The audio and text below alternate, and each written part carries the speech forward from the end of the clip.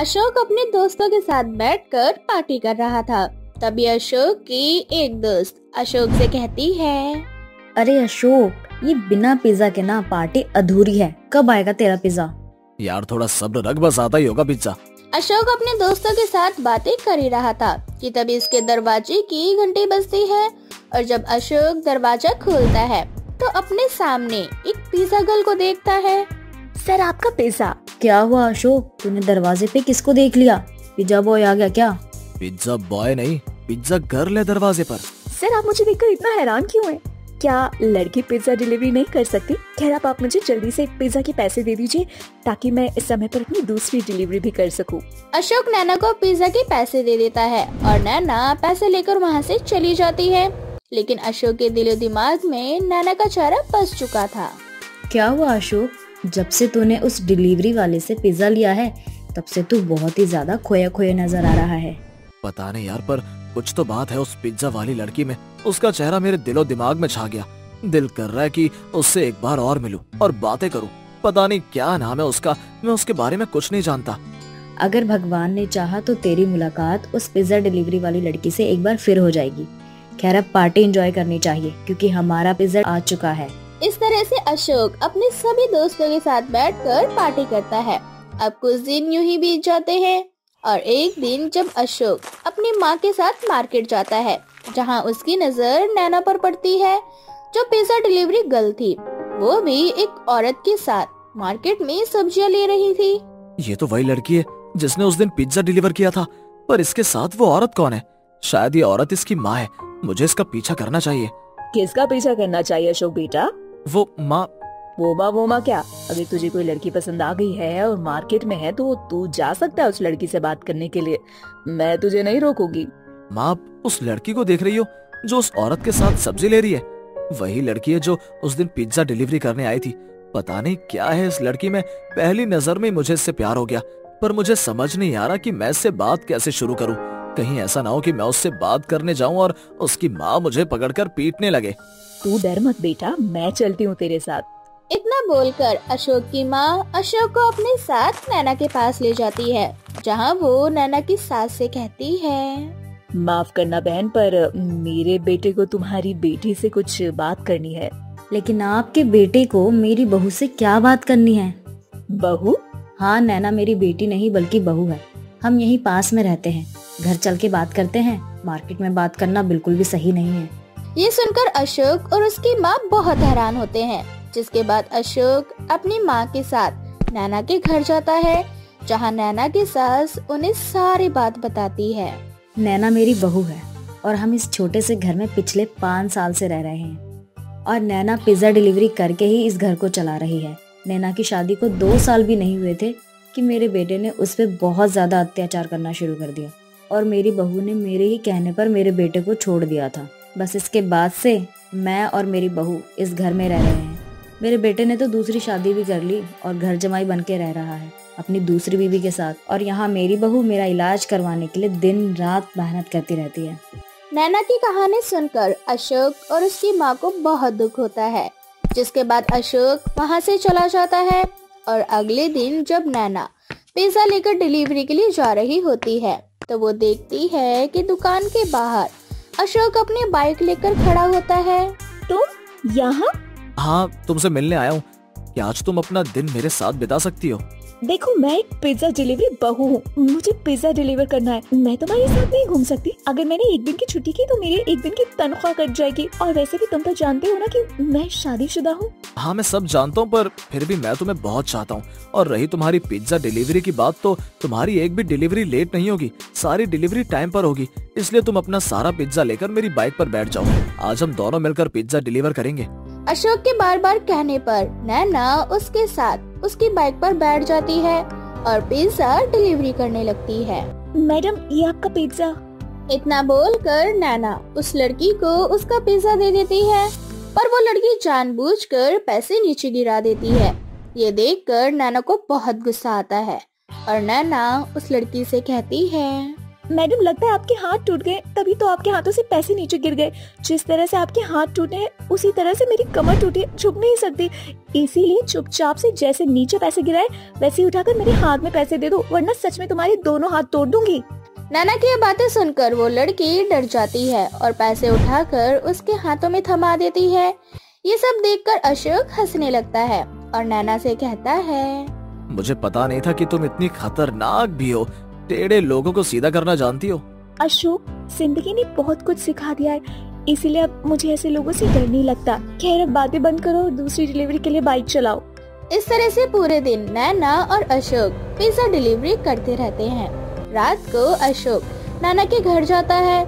माँ जी, आपकी बहू ने बहुत दुख देखे हैं और आपकी बहू आपके इलाज के लिए दिन रात मेहनत भी कर रही है। क्या आप नहीं चाहती कि आपकी बहू पिज्जा डिलीवरी छोड़कर एक अच्छी जिंदगी जिए? बेटा, मैं तो चाहती हूँ कि मेरी बहू को दुनिया की सारी खुशियाँ मिले, लेकिन पता नहीं उसकी किस्मत में क्या लिखा है। माँ जी, अगर आप मेरा साथ दोगी ना तो नैना की जिंदगी में खुशियाँ ही खुशियाँ होंगी। मैं नैना से बहुत प्यार करता हूँ और मुझे फर्क नहीं पड़ता कि वो शादीशुदा है या डिलीवरी बहू। मैं नैना को बहुत खुश रखूंगा। ठीक है अशोक, अगर तुम मेरी बहू को अपनी बीवी बनाना चाहती हो तो मैं राजी हूँ, लेकिन नैना से पूछा तुमने इस बारे में? वो आपकी बात कभी नहीं टालेगी माँ जी। अशोक के कहने पर नैना की सास नैना से बात करती है। नैना बहू, अशोक बहुत अच्छा लड़का है और वो तुझसे बहुत प्यार करता है, तुझे बहुत खुश रखेगा। तूने अपनी जिंदगी में बहुत दुख देखे हैं, अब मैं चाहती हूँ कि तेरी जिंदगी में जो नई खुशियाँ आ रही हैं उसे तू अपना ले। इस रिश्ते को मना मत कर और अशोक से शादी कर ले। अगर आप इतना कह रही हैं माँ जी तो ठीक है, मैं अशोक से शादी करने को तैयार हूँ, पर मेरी भी एक शर्त है, आप हमेशा मेरे साथ मेरे ही ससुराल में रहेंगी। नैना अपनी सास की बात मान जाती है और बहुत जल्द नैना की सास नैना की शादी अशोक से करवा देती है, जिसके बाद नैना अपनी जिंदगी की एक नई शुरुआत करती है और पिज्जा डिलीवरी का काम छोड़ देती है। तो वहीं दूसरी ओर अशोक की सास का इलाज करवाता है और उन्हें अपने साथ अपने ही घर में रखता है। सुनैना एक गरीब बुढ़िया थी जिसके पास केवल एक ही बकरी थी। वो अपनी बकरी से बहुत प्यार करती थी क्योंकि मरने से पहले उसके पति ने उसे शादी की सालगिरह में ये बकरी गिफ्ट के तौर पर दी थी। और खुशी की बात तो ये थी कि उसकी बकरी माँ बनने वाली थी। अरे मेरी प्यारी बकरी, अगर तू खाना नहीं खाएगी तो अपने बच्चे का ख्याल कैसे रखेगी? तू अब माँ बनने वाली है और मैं पहले से ही एक माँ हूँ, इसलिए मैं अच्छे से जानती हूँ कि ऐसे समय में तेरा कितना मूड बदलता होगा। पर कोई बात नहीं, मैं हूँ ना, अब तेरे साथ साथ तेरे होने वाले बच्चे का भी ख्याल मैं ही रखूंगी, इसीलिए तुझे सबसे पहले खाना खाना पड़ेगा। अब क्या मैं ही करती रहेगी या इसे खाएगी भी? देख, मैं अभी अपने बेटे राज को फटकार लगाकर आ रही हूँ और जब तक मैं उसे फटकार लगाकर आऊँ तब तक तू अपना सारा खाना खा लेना, ठीक है ना? राज सुनैना का इकलौता बेटा था। सुनैना जितना प्यार अपनी बकरी से करती थी उतना ही प्यार अपने बेटे राज से भी। राज की उम्र शादी के लायक हो चुकी थी, पर अब तक राज कोई काम नहीं कर रहा था और सुनैना को यही चिंता सता रही थी। राज बेटा, तू कब समझेगा? तू हमेशा आवारा लड़कों के साथ यहाँ वहाँ घूमता रहता है। अरे अब तू बड़ा हो चुका है और तेरी माँ बुढ़िया हो गई है और मेरी इन बूढ़ी हड्डियों में इतनी ताकत नहीं है कि मैं दिन रात काम करती रहूं। अब तो हमारी बकरी भी माँ बनने वाली है और मेरे पास और ज्यादा काम हो चुका है। माँ, तुम्हें लगता है कि मैं आवारा लड़कों के साथ केवल घूमता रहता हूँ, पर ऐसा नहीं है। मैं तो काम की तलाश में ही रहता हूँ, पर मुझे काम ही नहीं मिल रहा। अगर तू सच में काम करना चाहता है तो ठीक है, कल मैं सरपंच जी से बात करूंगी। उन्होंने मुझे बताया था कि तेरे लायक उनके पास कोई काम है। अब सुनैना राज के लिए काम ढूंढ लेती है। अब ना चाहते हुए भी राज को काम करना पड़ता है। काम करने के साथ ही राज के कंधों पर घर की जिम्मेदारियां भी आ जाती है। अब राज पहले से काफी सुधर जाता है। ये सब देखकर सुनैना को बहुत अच्छा लगता है और एक दिन गांव के बूढ़े चाचा सुनैना से मिलने उसके पास आते हैं। अरे सुनैना बिटिया, अब किस चीज का इंतजार है तुम्हें? अब कब कराओगी राज बिटवा की शादी? बस काका, जैसे ही कोई सुंदर सुशील लड़की मिलेगी मैं अपने राज का हाथ पीला कर दूंगी। अगर आपकी नजर में कोई ऐसी लड़की है तो आप मुझे बताइए, मैं अपनी राज की शादी उसी लड़की से करवाऊंगी। वैसे भी मेरी बकरी माँ बनने वाली है और मेरे घर में बहुत सारा काम है। मैं बूढ़ी अकेली इतना सब कैसे कर पाऊंगी? मेरे घर में अगर बहू आ जाएगी तो मेरा थोड़ा हाथ बटा देगी, वो मुझे थोड़ा आराम मिल जाएगा। अरे सुनैना बिटिया, मेरी नजर में करिश्मा नाम की एक बहुत ही सुंदर और सुशील लड़की है। बस उसी के रिश्ते की बात करने के लिए मैं तुम्हारे पास आया था। पर तुम्हारी बातों से तो ऐसा लग रहा है कि तुम पहले से ही प्लान बनाकर बैठी हो कि लड़की मिलते ही राज बेटे की शादी तुरंत करवा देनी है। अब क्या था, अब राज सुधर चुका था और सुनैना की नजर में करिश्मा नाम की बेहद ही सुंदर और सुशील लड़की उसे मिल चुकी थी। अब बिना कोई देरी करे सुनैना राज की शादी करिश्मा से करवा देती है। शादी के बाद कुछ दिनों तक सब अच्छा चल रहा होता है। करिश्मा भी अपनी सास और घर का बहुत अच्छे से ख्याल रख रही होती है। ऐसे ही एक दिन, बहू, मैंने तेरे बारे में जितना सुना था ना, तू वैसी ही गुनी है। मेरे घर को तूने बहुत अच्छे से संभाला है। बस मैं तुझसे एक और विनती करती हूँ कि तू अब मेरी बकरी को भी अच्छे से संभाल ले। क्या बकरी? हे माता रानी, अब ससुराल में इस बुढ़िया के साथ साथ इस बकरी को भी संभालना होगा क्या? मुझे जानवरों से कितनी घिन आती है। कहाँ फंस गई तू करिश्मा? अच्छा, तो तू यही सोच रही है ना बहू कि तुझे इस घर में आए हुए 1 हफ्ते हो गए, लेकिन तूने अभी तक बकरी नहीं देखी। तूने बकरी इसलिए नहीं देखी बहू क्योंकि मैंने बकरी को घर के पीछे बांध रखा है। क्योंकि हमारी जो बकरी है ना वो गर्भवती है, इसीलिए मैंने उसे उसके छोटे घर में रख रखा है। और मेरी बकरी का आखिरी महीना चल रहा है। ऐसे समय में बकरी का बहुत ख्याल रखना पड़ता है। समझ आया तुझे? और मैं नहीं चाहती कि मेरी बकरी को किसी की नजर लगे, क्योंकि तू तो जानती है शादी ब्याह का घर था और ना जाने कितने लोग घर में आए थे। अगर किसी की नजर लग जाती मेरी बकरी को तो इसलिए मैंने उसे घर के पीछे उसका एक छोटा सा घर बनवा दिया और उसी में अपनी बकरी को बांध दिया। चल बहू, मैं तुझे अपनी बकरी दिखाती हूँ। इस तरह से सुनैना करिश्मा को बकरी के पास ले जाती है। जैसे ही करिश्मा बकरी के घर में जाती है, वहाँ की गंदगी और बदबू देखकर उसका दम घुटने लगता है। हे भगवान, ये कितनी बदबू आ रही है। बकरी की बच्ची ने तो हर जगह पोटे कर रखा है। पैर रखूं तो कहाँ रखूं? ऊपर से ये मक्खियाँ परेशान करके रख दिया है। ये है हमारी बकरी, अब तुझे ही इसका ख्याल रखना पड़ेगा। समय पे इसको खाना खिलाना है, इसके घर की सफाई करनी है और जब इसका बच्चा हो जाएगा तो तुझे इसका दूध भी निकालना है। जी माँ जी। करिश्मा सुनैना से कह देती है कि वो घर का और बकरी का अच्छे से ख्याल रखेगी, पर करिश्मा ऐसा नहीं करती और सुनैना के काम पर जाते ही घर का काम खत्म करके आराम से लेट जाया करती और बकरी को उसकी हालत पर छोड़ देती। ऐसे ही कुछ दिन बीत जाते हैं और सुनैना जब देखती है कि करिश्मा ने बकरी का जरा भी ख्याल नहीं रखा तो उसे अपनी बहू पर बहुत गुस्सा आता है और वो अपनी बहू को बकरी के पास ले जाकर वहाँ की गंदगी उसे दिखाती है। बहू, मैंने तुझे बताया था ना कि मेरी बकरी माँ बनने वाली है, लेकिन फिर भी तूने उसे खाना नहीं दिया। अगर मेरी बकरी को और उसके बच्चे को कुछ हो जाता तो? सुनैना अपनी बहू को सुना ही रही होती है कि तभी बकरी दर्द में तड़पने लगती है। बकरी को दर्द में तड़पता देख सुनैना बकरी का ख्याल रखती है और बहुत जल्द बकरी एक बकरे को जन्म देती है, जिसके बाद बकरी का काफी दूध होता है और अब सुनैना अपनी बकरी का खुद ही ख्याल रखने लगती है। हीरा एक गरीब व्यक्ति था जो अपनी बीवी के साथ रहा करता था। हीरा की उम्र 40 वर्ष हो चुकी थी, पर अब तक उसकी कोई संतान नहीं हुई थी। जिसके बाद हीरा पाई पाई जोड़कर माता वैष्णो देवी के मंदिर जाता है और वहाँ वैष्णो देवी से बोलता है, माँ, मैं तेरे दर पर आया हूँ। आज मैं यहाँ से खाली हाथ नहीं जाऊंगा। तुझे मेरी बीवी की गोद भरनी ही होगी। हीरा माता वैष्णो देवी से मन्नत मांगकर भैरव बाबा की चढ़ाई करने लगता है और रात को बाकियों की तरह वहीं पर रात गुजारने के लिए वहीं पर सो जाता है। तभी हीरा के सपने में माता वैष्णो देवी आती हैं और उससे बोलती हैं, हीरा, तुम एक नेक इंसान हो, दयालु हो, गरीब होने के बाद भी तुम मेरे मंदिर आए। मैं तुम्हारी भक्ति और आस्था से प्रसन्न हुई, इसीलिए मैं तुम्हें 5 पुत्री होने का वरदान देती हूँ। साथ ही तुम्हारी 5 पुत्रियों की संतान जादुई होगी। 5 पुत्री का आशीर्वाद देकर माता वैष्णो वहां से गायब हो जाती हैं। अगली सुबह जब हीरा की आंख खुलती है तो वो ये बात अपनी बीवी को बताता है, जिसके बाद हीरा वैष्णो देवी के मंदिर से अपने घर जाता है और घर जाते ही उसे पता चलता है कि उसकी बीवी गर्भवती है, जो कुछ महीनों बाद हीरा की बीवी 5 बेटियों को जन्म देती है और उन्हें जन्म देकर मृत्यु को प्राप्त हो जाती है। जिसके बाद हीरा अकेले ही अपनी उन 5 बेटियों का पालन पोषण करता है। देखते ही देखते समय बीतता जाता है और उसकी 5 बेटियां जवान हो जाती हैं।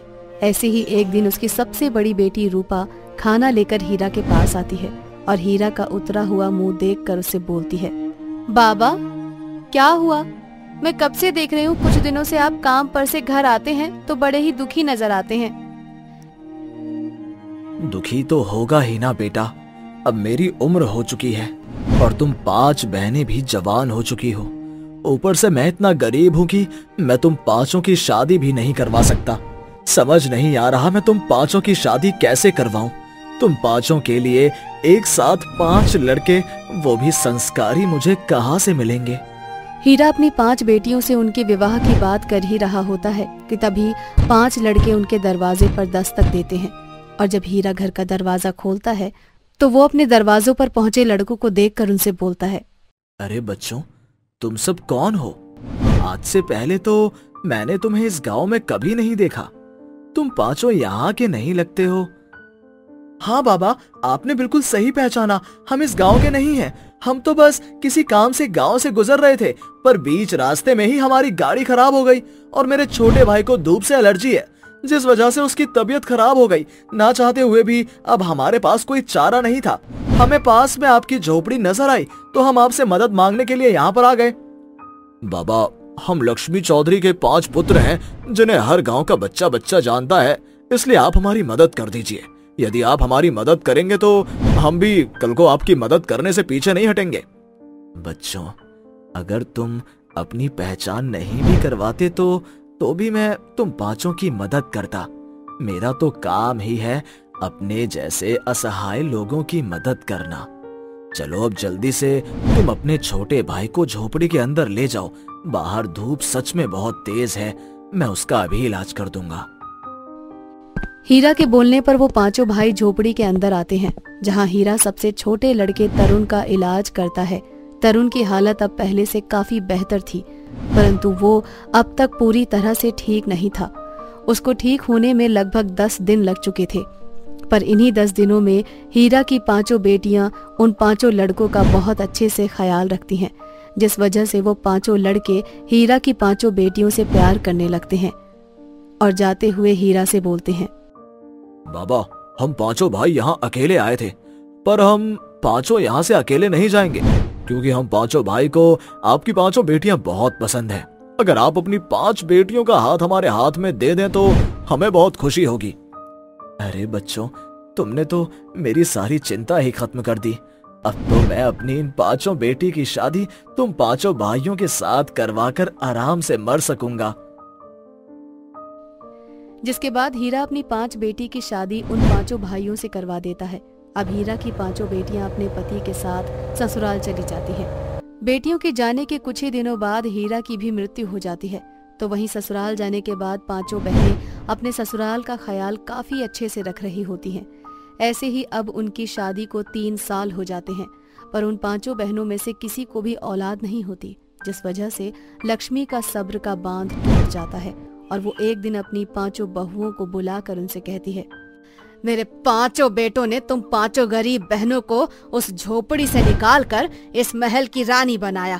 मैंने कुछ नहीं कहा और तुम 5 की खुशी में खुश हो गई, लेकिन तुम 5 को शादी के 3 साल हो चुके हैं, पर अब तक तुम 5 बहनों में से किसी को संतान नहीं हुई। मैं ऐसी बहू को अपने घर में और नहीं रख सकती। मेरे बेटे आए उससे पहले तुम 5 बहनें यहाँ से निकल जाओ। लक्ष्मी की ऐसी बातें सुनकर उन 5 बहनों को बहुत बुरा लगता है और वो 5 बहनें अपना सामान लेकर वहां से चली जाती हैं और एक गांव में जाकर एक छोटी सी झोपड़ी में रहने लगती हैं। ऐसे ही एक दिन 5 बहन चटाई बिछाकर लेटी होती हैं और आपस में बात करती हैं। अंजलि, क्या तुम्हें याद है, बाबा हमें कहा करते थे कि हम माता वैष्णो देवी का दिया हुआ वरदान है और हमारी संतान कोई साधारण नहीं बल्कि जादुई होगी। हाँ बहन, मुझे सब कुछ याद है, पर मुझे समझ नहीं आ रहा, हम 5 बहनों की शादी को 3 साल हो गए, पर अब तक तो हमें कोई संतान नहीं हुई है। बहनों, ये बात तो माता रानी ही हमें बता सकती हैं। हे माता रानी, हमें बताइए कि आखिर हमसे क्या भूल हुई है।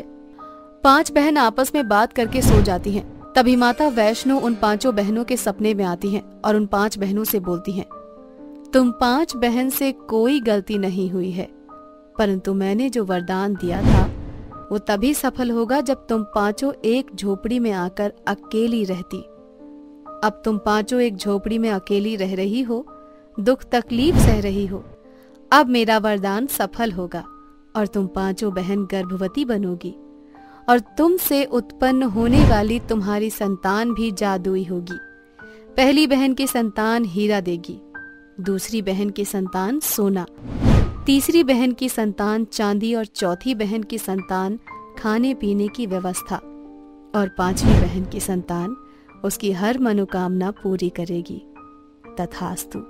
इतना बोलकर माता रानी उनके सपने से चली जाती हैं और अगली सुबह जब उन पांचों बहनों की आंखें खुलती हैं तो वो 5 बहन गर्भवती होती हैं और वे 5 बहन आपस में अपने उसी सपने के बारे में बात करती हैं, जिसके बाद 5वीं बहन बोलती है, माता रानी की दुआ से आखिर हम 5 बहनों की गोद भर गई, पर काश कि मैं गर्भवती के समय एक अच्छे से घर में रह पाती ताकि मेरे बच्चे को किसी भी तरह की कोई दिक्कत ना आती। 5वीं बहन के इतना बोलते ही उसका घर झोपड़ी से आलीशान महल बन जाता है, जिसके बाद पहली बहन अपनी जादुई बच्चे से जादू दिखाने को कहती है और उसका अजन्मा बच्चा उसे हीरे प्रदान करता है। इस तरह से उन 5 बहनों को अपने बच्चे के जादुई होने का एहसास हो जाता है। समय बीतता जाता है और उन 5 बहनों की गोद भर जाती है। बच्चा होने के बाद चौथी बहन बोलती है, हम 5 बहनें ऐसी हालत में खाना नहीं बना सकती। मैं चाहती हूँ मेरे बच्चे कि तुम मुझे और मेरी बहनों को खाना दे दो। जिसके बाद उसका बच्चा तरह तरह के पकवान बना देता है। 5 बहनें खाना खा ही रही होती हैं कि तभी लक्ष्मी अपने 5 बेटों के साथ वहां पर आ जाती है और उनसे माफी मांगते हुए उन्हें अपने साथ घर ले जाने को कहती है। वो 5 बहनें भी अपनी सास को माफ कर देती हैं और अपने ससुराल वापस चली जाती हैं, जिसके बाद वो सब लोग एक साथ खुशी खुशी रहने लगते हैं और वे 5 बहनें अपनी जादुई बच्चों की मदद से गरीब असहाय लोगों की इसी तरह से मदद करने लगती हैं।